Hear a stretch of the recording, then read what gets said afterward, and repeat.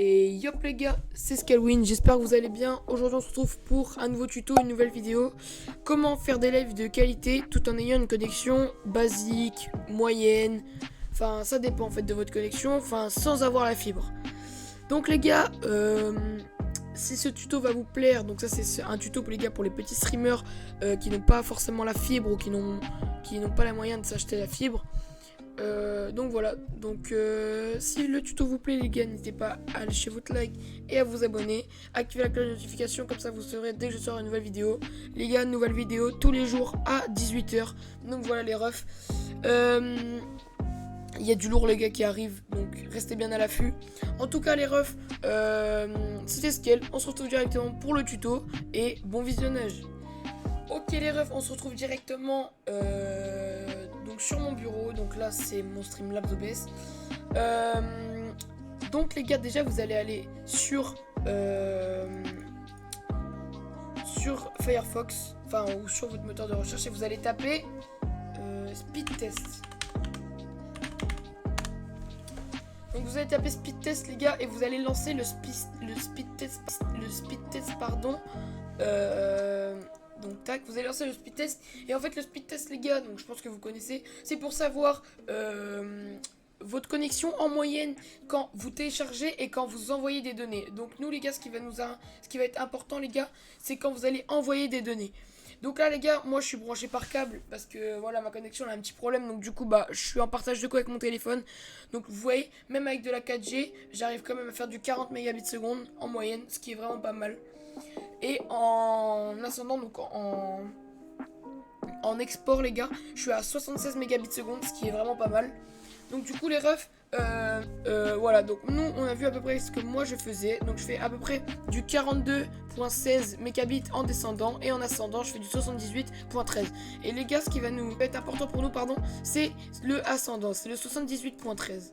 Retournez sur votre Streamlabs OBS, car moi les gars, ou OBS ça dépend. Vous allez aller dans vos paramètres, dans les paramètres de sortie. Bon, moi les gars, vu que je suis en rec, je ne peux pas changer les paramètres. Mais en tout cas, débit, donc moi j'ai mis 10 000 parce que j'ai mis 10 000 les gars, ça correspond à 6 000 parce que 6 000 en fait les gars c'est le maximum que vous pouvez mettre. Donc après les gars, il va falloir que vous... En fonction de votre connexion, combien de mégabits vous pouvez mettre. Donc ça, vous allez mettre, par exemple, pour 70 mégabits seconde, combien je dois mettre de débit vidéo sur mon stream. Voilà. Donc là les gars, c'est ce que vous allez faire. Ensuite, dès que vous allez avoir votre résultat, donc ce qu'il faut mettre en fonction de votre débit vidéo, nanana, vous allez le mettre dans sortie. Vous allez mettre du coup les gars votre débit vidéo. Après vous allez aller dans vidéo, et là donc les gars, regardez bien que vous êtes en 1920 par 1080 pour pas que le live bug, etc. Enfin voilà.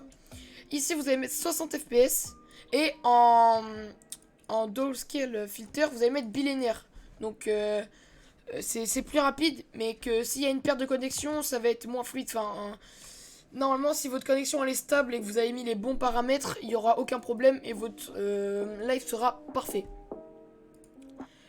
Ensuite c'est tout. Normalement si vous avez bien mis votre bon débit et qu'en vidéo vous avez mis exactement mes paramètres, c'est parfait. N'hésitez pas aussi les gars à mettre vos microphones, etc.